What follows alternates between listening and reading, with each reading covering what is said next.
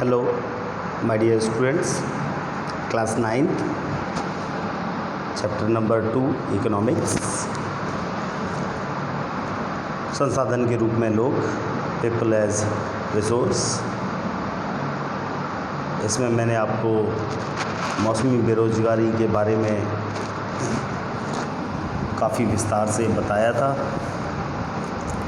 Next आगे जिस topic के बारे में हम बात करेंगे, अभी हमारा वो टॉपिक कंप्लीट नहीं हुआ था, इसीलिए उसी टॉपिक पर हम बात करेंगे, प्रचंड बेरोजगारी पर। और जब उस बारे में हम बात करेंगे तो आपको ये पता चलेगा कि प्रचंड बेरोजगारी होती क्या है। दरअसल इस बेरोजगारी को हम किसके अंतर्गत डालते हैं। ये जो प्रचंड बेरोजगारी होती है, इसके अंतर्गत लोग जो है वो नियोजित दिखाई देते हैं हमें। तो नियोजित जो होता है वो हम कह सकते हैं कि लगा हुआ दिखाई देता है हमें। उसके पास खुद का भूखंड होता है, खुद की ज़मीन होती है, और इस ज़मीन पर वो कार्य करता है। उन्हें काम भी मिलता है। तो इस तरीके से हम ये देखते हैं कि प्रायः जो कृषिगत काम होते हैं, जो खेती के काम होते हैं, उसमें जो परिजन लगे हुए होते हैं,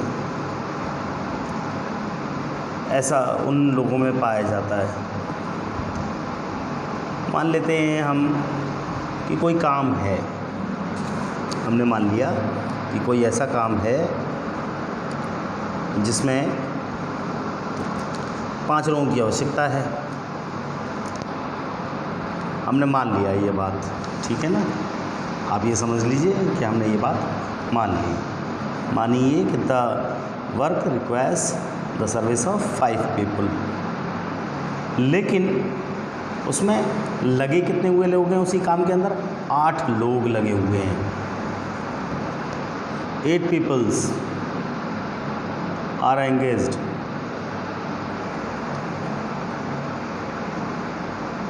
तो कितने लोग एक्स्ट्रा लगे हुए हैं वहाँ पर? 3 लोग लगे हुए हैं एक्स्ट्रा। ये तीनों इसी खेत पर काम करते हैं जिस पर 5 लोग काम करते हैं। तो इन तीनों के द्वारा, वो जो 3 व्यक्ति एक्स्ट्रा लगे हुए हैं, उनके द्वारा जो अंशदान किया जा रहा है, वो 5 लोगों द्वारा किया गया जो काम है उसमें कोई बढ़ोतरी नहीं कर सकता। भाई एक खेत है, उसमें सिर्फ 5 लोगों की आवश्यकता है, जबकि उसमें 8 लोग काम कर रहे हैं। तो वो 3 कोई एक्स्ट्रा काम कर देंगे, ज़्यादा काम कर देंगे क्या? नहीं। अगर उन 3 को हटा दिया जाए उस खेत से, तो क्या खेत की फसल में कोई कमी आ जाएगी? उसकी उत्पादकता में कोई कमी आ जाएगी? नहीं। तो खेत में जब 5 लोगों की आवश्यकता है, तो जो 3 अतिरिक्त लोग लगे हुए हैं ना, इन 3 अतिरिक्त लोगों को ही ना हम बोलते हैं डिस्गाइज्ड अनएम्प्लॉयमेंट। ये है प्रचंड बेरोजगारी।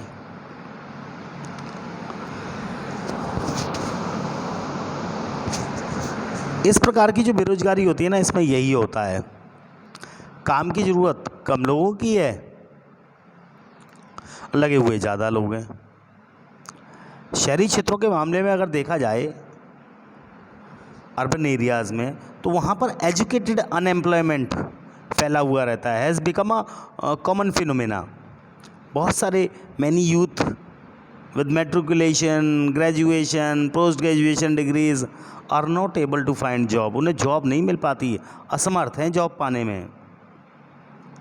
हमने देखा है कि मैट्रिक की तुलना में, यानी जो 10th पास होते हैं उनकी तुलना में, 10th 12th वालों की तुलना में, स्नातक और स्नातकोत्तर यानी कि जो ग्रेजुएट और जो विद्यार्थी होते हैं या उनकी जो संख्या होती है वो बहुत ज़्यादा बढ़ती चली जा रही है।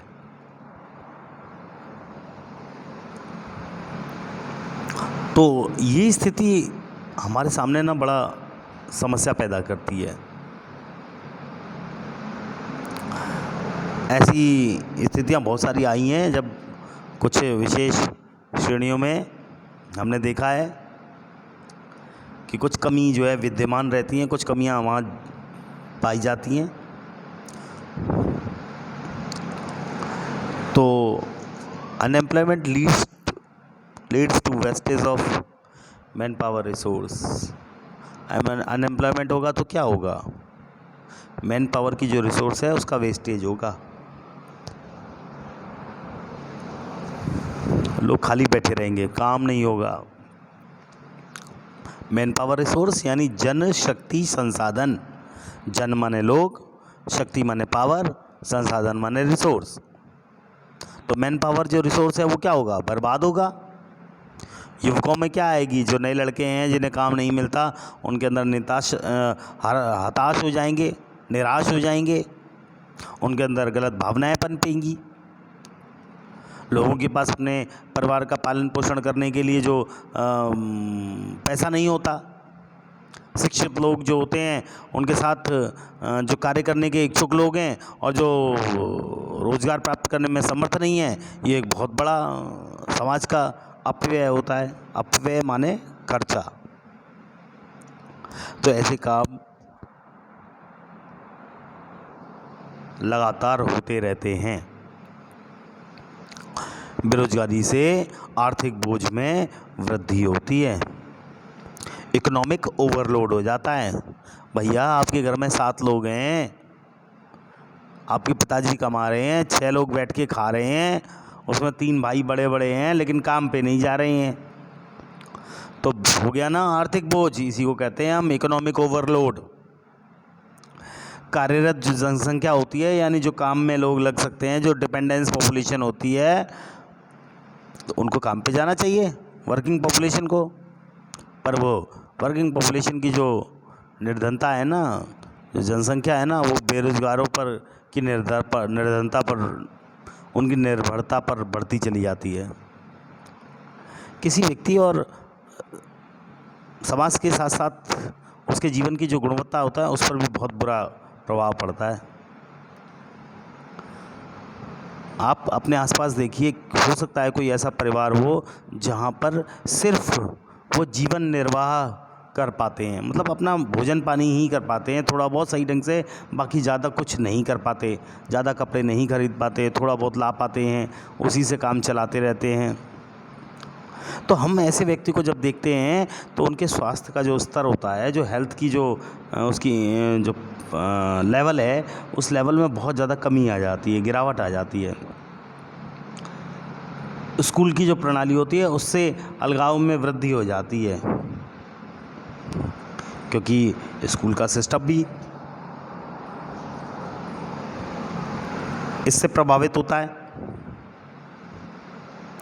इसीलिए किसी अर्थव्यवस्था के अगर विकास करना है, किसी अर्थव्यवस्था का, तो उसमें बेरोजगारी जो है ना सबसे गलत प्रभाव डालता है। बेरोजगारी में वृद्धि होती है तो मंदी भी आती है, अर्थव्यवस्था खराब कर देती है, संसाधनों की बर्बादी कर देती है। तो ग्रोथ इकोनॉमी की बढ़ाना, ओवरऑल बढ़ाना बहुत ज़रूरी है। अनएम्प्लॉयमेंट का इंक्रीज़ होगी तो ये इंडिकेटर है डिप्रेस्ड इकोनॉमी का। हमारे रिसोर्स वेस्टेज हो जाएंगे। People can not be used as a resource, they naturally appear as a liability to the economy. स्वाभाविक रूप है, अर्थव्यवस्था के लिए दायित्व बन जाएंगे हमारे लिए। तो अगर देखा जाए इंडिया को स्टैटिस्टिकली देखा जाए, अगर सांख्यिकीय रूप से देखा जाए, तो भारत में बेरोजगारी की दर बहुत ज़्यादा निम्न है। बड़ी संख्या में हम देखते हैं यहाँ पर लोग, number of people represented with low income and productivity. Low income means निम्न आय, प्रोडक्टिविटी निम्न उत्पादकता वाले लोग, इनकी गिनती नियोजित लोगों में की जाती है। पूरे वर्ष काम करते हुए दिखाई देते हैं लेकिन उनकी क्षमता और आय के हिसाब से ये उनके लिए पर्याप्त नहीं है। वे काम तो कर रहे हैं पर ऐसा लगता है जैसे ये काम उन पर थोपा जा रहा है। शायद वे अपनी पसंद का कोई अन्य काम करना पसंद करते हैं, लेकिन गरीब लोग बेकार तो नहीं बैठ सकते ना। तो वो क्या करते हैं, किसी भी काम से जुड़ना चाहते हैं और कहीं ना कहीं किसी काम से जुड़ ही जाते हैं, चाहे उससे उन्हें कितनी भी कमाई हो, लेकिन वो अपनी इन कमाई से किसी भी तरह जीवन निर्वाह कर पाते हों, पर उसको निर्वाह करने की कोशिश करते हैं। इसके अलावा अगर हम देखें तो जो प्राथमिक क्षेत्रक है, हमारा जो प्राइमरी सेक्टर है, उसमें जो एम्प्लॉयमेंट स्ट्रक्चर है, वो स्ट्रक्चर है ना, स्वरोजगार एक विशेषता है हमारे यहाँ की। हमारे एम्प्लॉयमेंट स्ट्रक्चर में सेल्फ एम्प्लॉयड लोग काम करते हैं प्राइमरी सेक्टर के अंदर। सभी लोगों की आवश्यकता तो नहीं होती है, लेकिन फिर भी पूरा परिवार खेतों में काम करता रहता है। हमने देखा है पूरा परिवार करता है, कोई कुछ करता है, कोई कुछ कर रहा है, कोई कुछ कर रहा है, कोई घास को फेंक रहा है, कोई इसकी गुड़ाई कर रहा है, कोई कुछ करता है। तो इस तरह पूरा परिवार खेतों में काम करता है। इस तरह क्या होता है, कृषि क्षेत्र जो होता है उसमें प्रचंड बेरोजगारी पैदा होती है, लेकिन जो भी उत्पादन होता है ना, उसमें पूरे परिवार की हिस्सेदारी होती है। क्यों भैया, 10 लोग हैं तो 10 को मिलेगा, है ना। अब 4 काम कर रहे हैं तो 4 को ही थोड़ी मिलेगा, सबको मिलेगा। तो खेत के काम में काम का जो होता है ना, उसमें जो साझेदारी करते हैं, एक दूसरे के साथ मिलकर काम करते हैं, और जो फसल उत्पादन हो रहा है उसमें हिस्सेदारी की जो धारणा होती है, वो गांव के क्षेत्रों में बेरोजगारी की कठिनाइयों में कमी लाती है। परिवार की गरीबी इससे कम तो नहीं होती, और प्रत्येक परिवार से जो अधिशेष श्रमिक रोजगार की जो तलाश है, उसमें गांव से शहरों की ओर लोग इसीलिए पलायन करना शुरू कर जाते हैं। इससे पॉवर्टी रिड्यूस नहीं होती, समझ रहे हैं ना आप। तो होता क्या है कि इसकी वजह से every household tends to migrate from the village in search of jobs. गांव से रोजगार की तलाश में कहाँ चले आते हैं, शहरों की तरफ चले आते हैं। तो इन सब चीज़ों से लोग, हमने देखा है तीनों क्षेत्रकों में, चाहे वो प्राइमरी हो, चाहे वो सेकेंडरी हो, या फिर वो टर्शियरी हो, इन तीनों क्षेत्रकों में रोजगार का जो दृश्य है उसके बारे में हम चर्चा करते हैं। कृषि का सबसे अधिक अवशोषण करने वाला अर्थव्यवस्था का जो क्षेत्र है ना, वो कृषि ही है। पिछले कुछ वर्षों से हमने देखा है कि प्रचंड बेरोजगारी के कारण, यानी कि डिस्गाइज्ड एम्प्लॉयमेंट के कारण, अनएम्प्लॉयमेंट के कारण कृषि पर जो है वो जनसंख्या की निर्भरता में कुछ कमी आई है। कुछ भाग द्वितीयक में भी है और कुछ तृतीयक क्षेत्र में चला गया इसका। तो द्वितीयक क्षेत्र में भी जो सिस्टम है, विनिर्माण का सिस्टम, यानी सामान को बनाने का सिस्टम, उसमें श्रम का सबसे अधिक अभिशोषण है। अगर टर्शियरी सेक्टर को देखें, तृतीयक क्षेत्र को देखें, तो उसमें बहुत सारी चीज़ें आ जाती हैं जिनके बारे में हम बात कर सकते हैं। उसमें जैव प्रौद्योगिकी आ जाती है, उसमें सूचना प्रौद्योगिकी आ जाती है। ऐसी सेवाएं, जो नई नई सेवाएं हैं, ये अब इसके अंदर आती चली जा रही हैं, यानी इंफॉर्मेशन टेक्नोलॉजी और बायोटेक्नोलॉजी ये अपीयर कर रही हैं अब इस सेक्टर में, टर्शियरी सेक्टर्स में।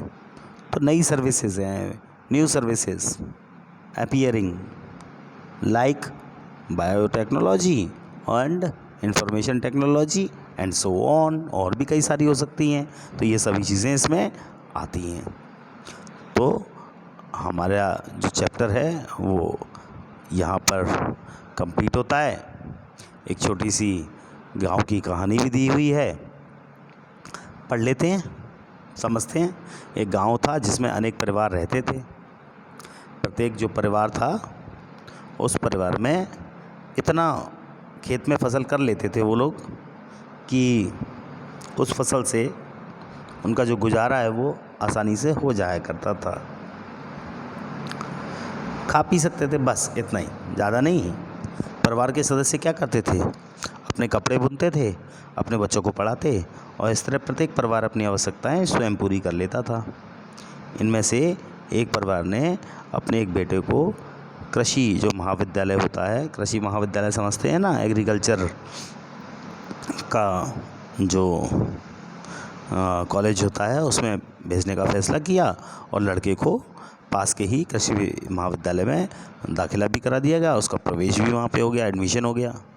कुछ समय बाद वो कृषि इंजीनियरिंग यानी कि एग्रीकल्चरल जो इंजीनियरिंग है उसकी योग्यता प्राप्त करके गांव वापस लौट आया। तो अब गांव वापस लौट आया तो वह इतना सृजनात्मक निकला कि उसने एक उन्नत किस्म के हल का नमूना तैयार किया। सृजनात्मक का मतलब होता है अपने तरीके से खुद बनाना किसी सामान को, है ना। तो उसने एक नए तरीके से एक अच्छे हल का नमूना तैयार किया। हल तो समझते हैं ना, खेत को जोतने के लिए हल होता है, मिट्टी को खोदा जाता है, ज़मीन से ऊपर किया जाता है। तो उससे हुआ क्या, उस हल से गेहूं की उपज में वृद्धि होने लगी। तो इस तरह क्या हुआ, गांव में एग्रो इंजीनियरिंग का एक नई तरीके का काम जो है वो स्टार्ट हो गया और वहाँ उसकी पूर्ति हुई और गांव के उस परिवार ने अपनी जो ज़मीन थी, वो फसल जो थी वो निकट के गांव में बेचना शुरू कर दिया, अधिशेष बेचना शुरू कर दिया। अधिशेष यानी जो बचा हुआ भाग था। भाई परिवार अगर 4 कुंटल गेहूं हैं और उसके पास 10 कुंटल गेहूं हुए हैं तो एक साल के लिए उन्होंने 4 कुंटल अपने पास रख लिए और बाकी जो बचे हुए 6 कुंटल जो है उन्होंने क्या किया, ये अधिशेष है, एक्स्ट्रा। उस अधिशेष को निकट के गाँव में बेचना भेज दिया उन्होंने। उन्हें इससे क्या हुआ, बहुत फ़ायदा हुआ। उससे क्या हुआ, उन्होंने आपस में उसका जो पैसा था वो आपस में बांट लिया। इस सफलता से प्रेरित होकर कुछ समय बाद गांव के सभी परिवारों ने एक बैठक की और वे अपने बच्चों के लिए भी बेहतर भविष्य के लिए, अच्छे भविष्य के लिए उन्होंने क्या करना शुरू किया, उन्होंने इस तरीके से ये करना शुरू किया कि हमें अच्छा भविष्य चाहिए अपने बच्चों के लिए। तो उन्होंने पंचायत से गांव में एक स्कूल खोलने का अनुरोध कर दिया। उन्होंने पंचायत को विश्वास दिलाया कि वे सभी अपने बच्चों को स्कूल में भेजेंगे। पंचायत ने सरकार की मदद से एक और स्कूल वहाँ पे मदद से वो स्कूल खोल दिया। पास का जो कस्बा था वहाँ से एक शिक्षक थे, उनकी नियुक्ति कर दी गई उसमें। इस गांव के सभी बच्चे स्कूल जाने लगे। कुछ समय बाद गांव के एक परिवार ने अपनी एक लड़की को सिलाई का प्रशिक्षण भी दिलवाया।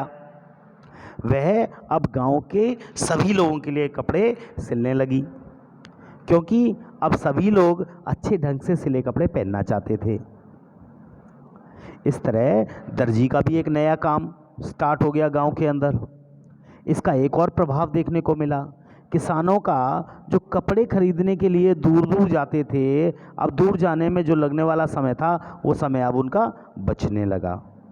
तो इस तरह गांव के अंदर, उस गांव के अंदर बहुत सारे ऐसे कार्य थे जिनकी शुरुआत हुई। किसान खेतों में अधिक समय लगाने लगे थे, उपज बढ़ने लगी। तो ये समृद्धि है ना, किसानों के पास अब चीज़ें ऐसी होने लगी जो अपनी उपभोग के लिए, अपने काम के लिए खुद की अपनी अधिक वस्तुएं उपभोग करने लगे। अपने उत्पादन जो था उन लोगों को बेच सकते थे जो उनके गांव में के बाज़ार में जाते थे।